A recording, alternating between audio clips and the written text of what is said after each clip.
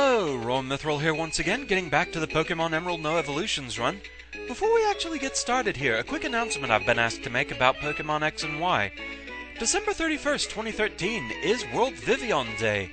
People plan to celebrate by wonder trading as many of the colorful butterflies as they possibly can.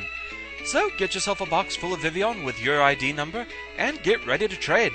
Hopefully some people can get full collections this way, that'd be rather nice. So with that, it's time to move on. Today's topic of conversation is the Battle Frontier. Scott was talking to us on the phone about this recently, so let's go check it out. We have to use the ferry to actually get there. But it's not quite as cut and dry as all that. We haven't actually heard about the Battle Frontier proper yet, so all we can do is go back to Slateport City. That's not gonna help, we've already been there. As soon as we get on the boat, however... Hi there, Scott. Well, hi, Roam. Yes? Something's come up, so I have to disembark, but am I glad to see you. Congratulations, League Champion. There's a place I'd like to invite someone like you. It's the Battle Frontier. What's the place like? You'll understand when you see it. I've spoken with the ship's captain about this. The next time you take a ferry, you should be able to sail to the Battle Frontier. Okay, Roam, I'll be waiting for you at the Battle Frontier. Battle Frontier, Battle Frontier, Battle Frontier, Battle Frontier. So, when going on the ferry, each way back and forth between Slateport and Lily Cove, there's a specific set of trainers that shows up, and you can go into the various cabins and fight them, but we'll be ignoring that for now. But looking over into the next room, they'd battle you if you went in there. We're just gonna sleep off this little voyage. We want to get to the Battle Frontier! What? We're not there yet? Sleep! Alright, back in Slateport.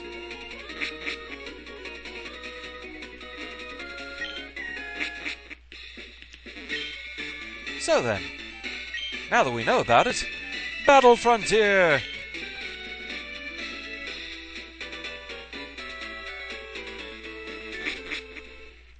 And no particular voyage for this one, just boom, you're there.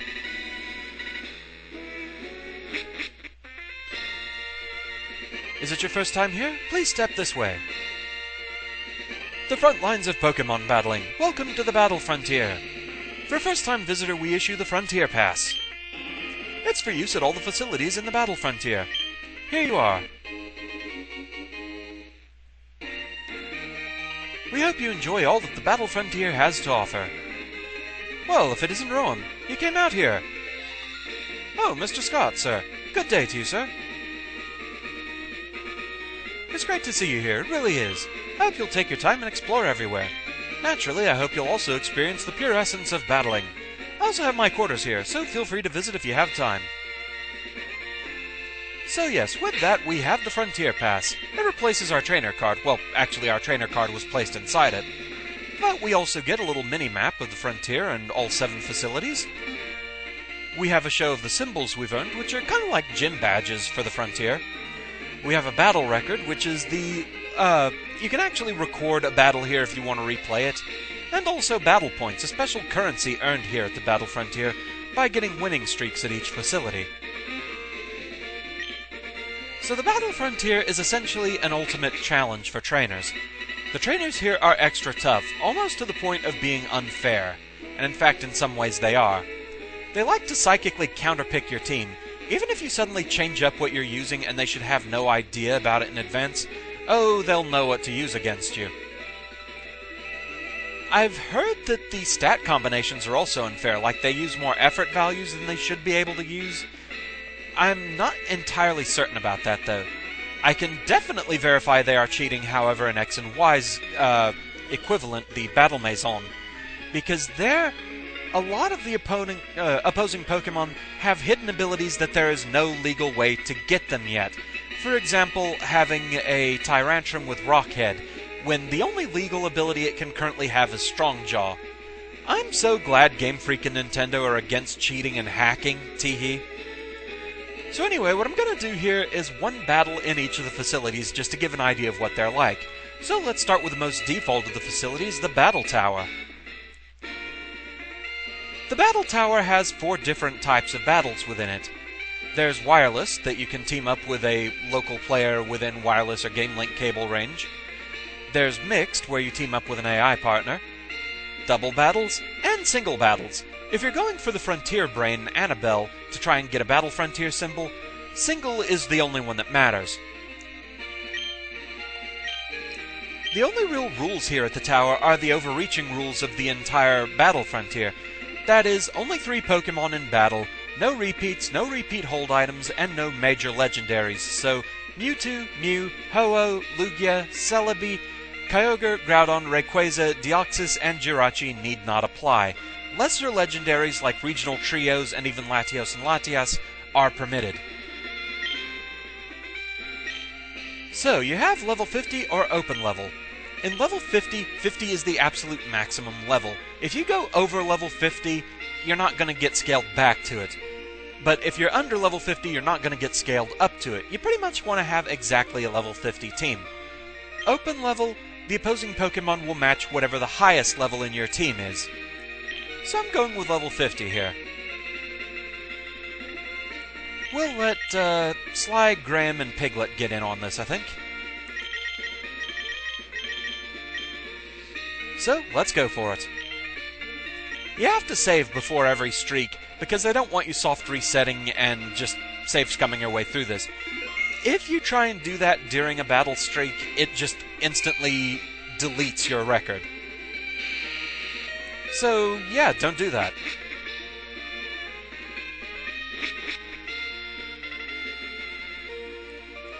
The trainers here just have random sayings made up of the built-in choosable words from the game, so they can say some pretty weird things. I offer my Pikachu son to the gods!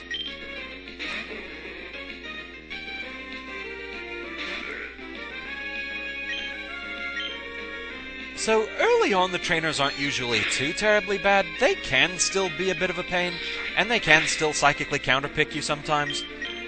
But overall, earlier levels aren't too bad. It's as the battles go on that they get tougher and tougher.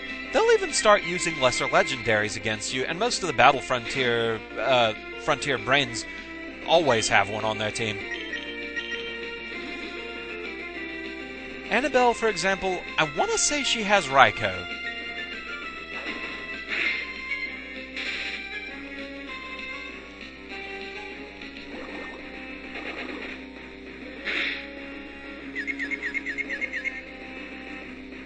Okay, there's not too much I'm going to be able to do there, so let's let Sly have some fun, shall we?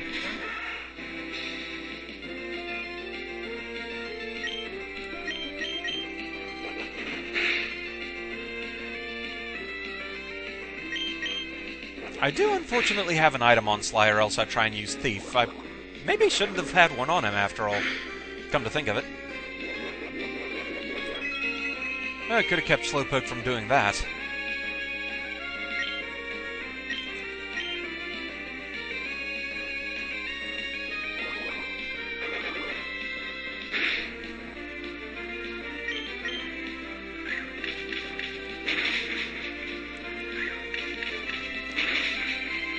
Yeah, I mean, one battle in and already they're actually being fairly tanky here.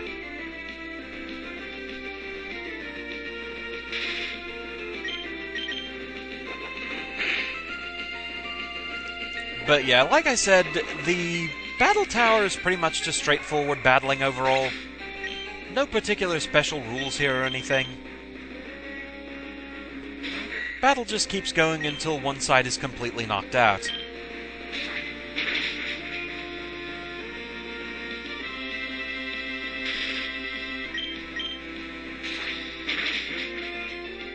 The other facilities have more specialized rules, which of course we'll be getting to.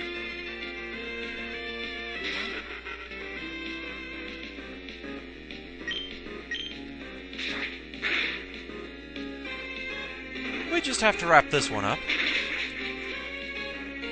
Yeah, that was painful.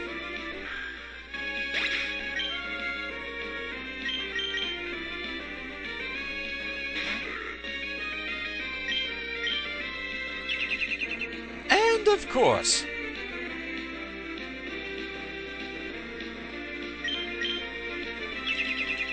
You stop that right now!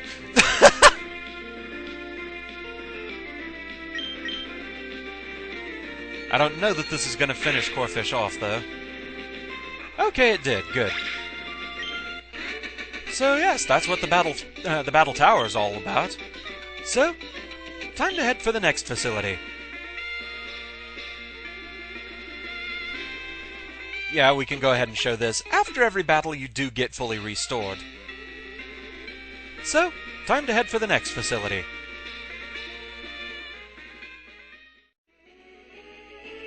The next facility we'll cover is the Battle Palace. Headed up by Palace Maven Spencer, this place is said to be a test of spirit, and it's easily one of the most annoying facilities in the entire place. The gimmick here is you have no control over your Pokémon in battle. They'll choose to do whatever they want to do. So essentially it's watching two AIs fight. You can choose when to switch out your Pokémon, but that's about it. Just giving your Pokémon strong attacks isn't enough, however. The strategies they prefer to use, it's based on their nature. Some natures prefer to attack, others prefer to use status effects, some prefer to use self-buffs, things like that. And some strategies even change over time depending on how much damage the Pokémon takes. There's a girl in a building near the Battle Palace that says she understands the feelings of Pokémon, and she'll tell you what strategies they prefer to use. If your Pokémon doesn't have any moves that match that strategy, then chances are in battle it'll miss out on a turn. The thing is, though, it can even do that if it has plenty of moves that match its preferred strategy, so it's kinda hard to figure this place out sometimes. It's easily my least favorite of the facilities here. Sly here is said to prefer to attack, but even though he's got plenty of attack moves, he didn't actually move. But then neither did Magikarp, and neither did Sly again. Yeah, this place is great fun. There we go. 3 moves in and I actually get in a headbutt.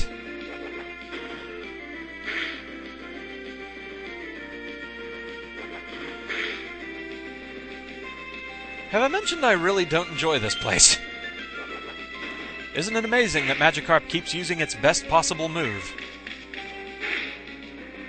Not that that's saying much, I mean it's Flail. But still.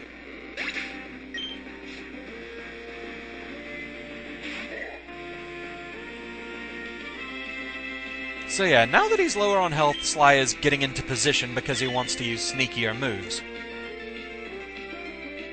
And of course, we're gonna have Detect.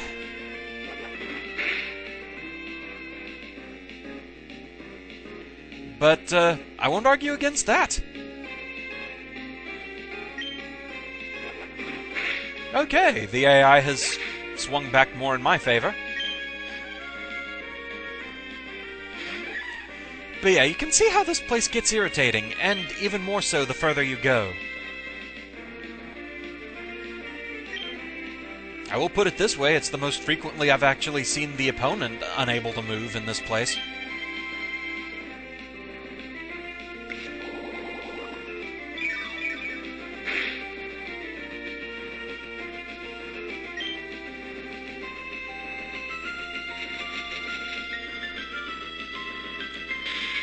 Yeah, really not a fan of the Battle Palace.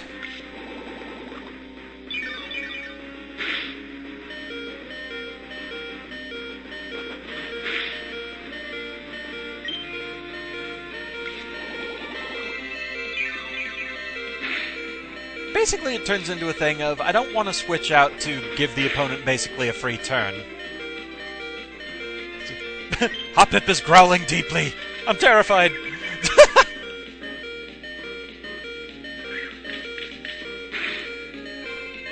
Yeah, if Sly had actually used Headbutt, which I would have chosen, he could have actually won this. But no.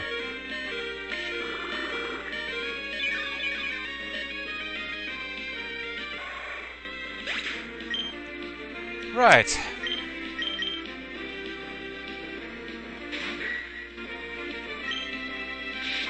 There now. So, yeah, that's the Battle Palace. The less said about this place, the better. Easily Easily for me, the most frustrating of the facilities, so yeah, you got to see a sample of why I don't like this place. Okay, so moving on, quickly, leaving this place far behind.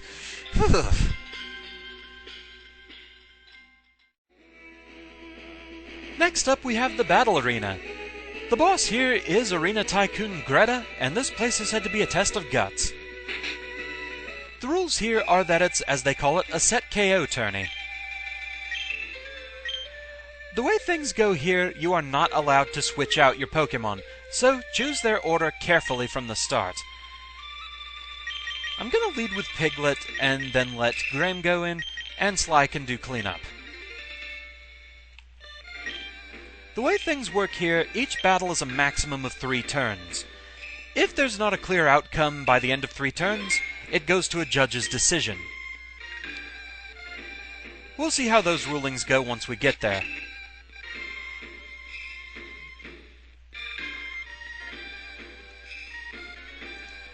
They're very dramatic about starting battles here.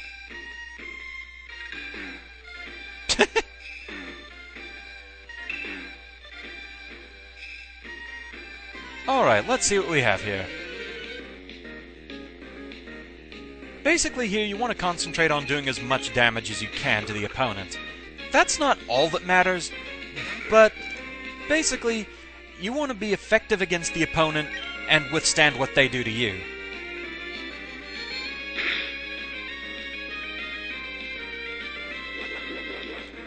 If you can knock the opponent out before 3 turns are over, then you're golden.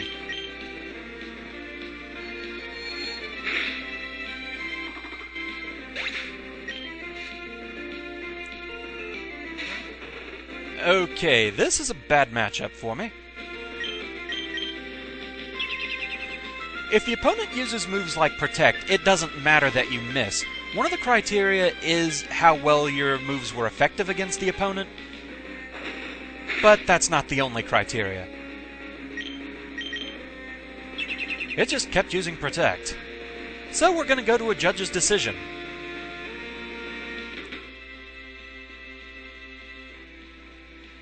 Okay.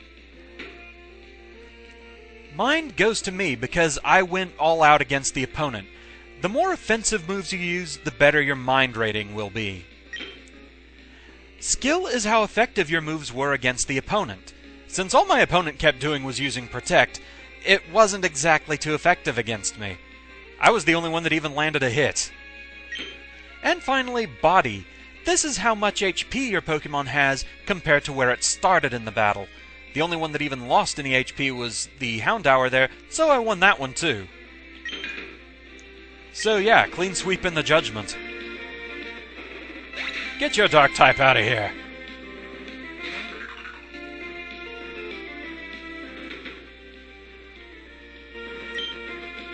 So let's see here.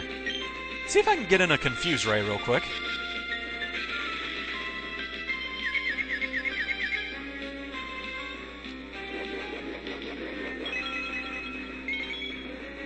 And naturally.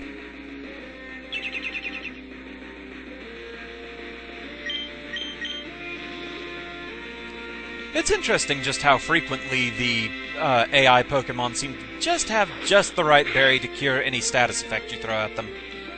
And yet they didn't go the easy way of just all having Lumberries.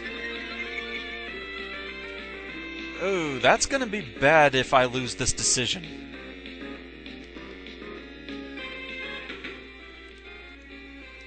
So let's see how this went. Mind, we tied.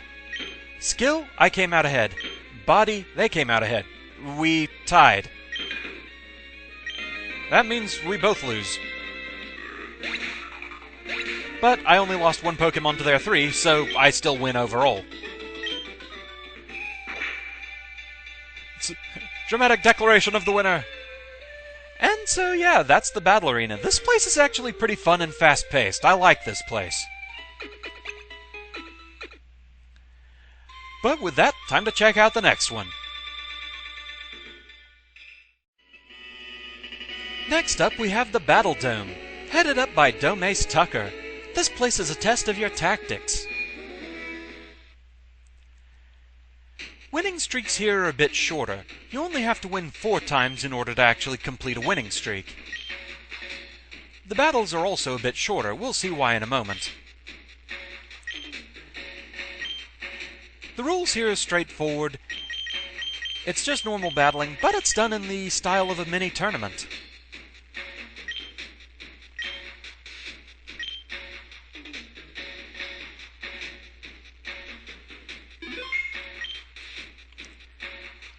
So yes, dramatic long trip to where we're actually fighting.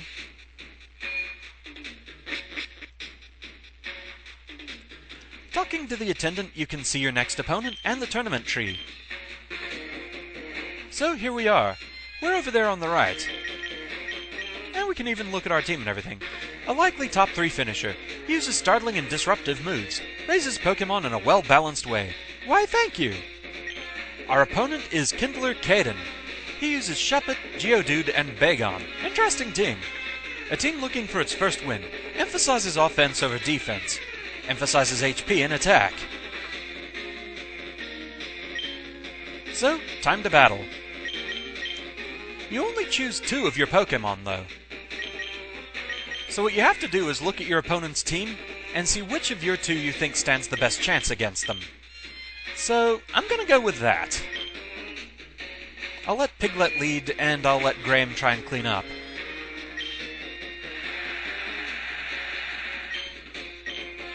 Kind of a nice touch, but the further you go in the tournaments, the more the crowd joins in and starts watching. Basically, it's a show of gaining fame. So, leading with Bagon. Let's see here. Let's see how much Psychic will do. Plenty. Okay. Not quite sure I was expecting that. Okay, now we have Shuppet.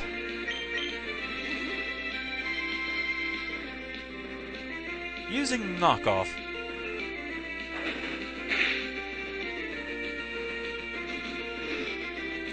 Man, I keep forgetting that Knockoff got a buff in 6th Gen to where it does extra damage if it successfully knocks an item off. That has caught me by surprise and cost me pretty frequently. But there we go, 2 down and we've already won this match. So yeah, battles at the Dome go a lot faster. So again, this place is nice and fast-paced, so again, I kinda like this one.